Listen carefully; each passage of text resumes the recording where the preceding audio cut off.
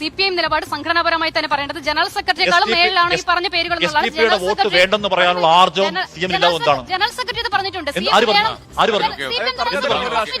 Vote വേണ്ടെന്ന് പറഞ്ഞു.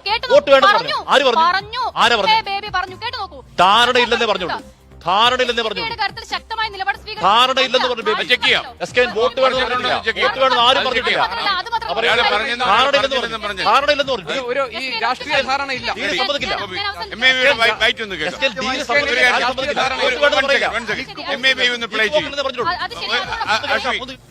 SDP-യുമായി CPIM യാതൊരു നീക്കുപോക്കും ഉണ്ടാക്കിയിട്ടില്ല, ധാരണയും ഉണ്ടാക്കിയിട്ടില്ല.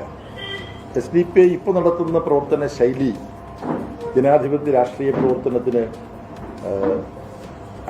അനുഗുണമല്ല എന്ന അഭിപ്രായമാണ് CPIMന്റെ നിരീക്ഷണം. ഇത്തരത്തിലുള്ള പാർട്ടികളെല്ലാം അവരുടെ നിലപാടുകൾ തിരുത്തണം. ജനാധിപത്യ രാഷ്ട്രീയ പ്രവർത്തന ശൈലി അവർ സ്വീകരിക്കണം.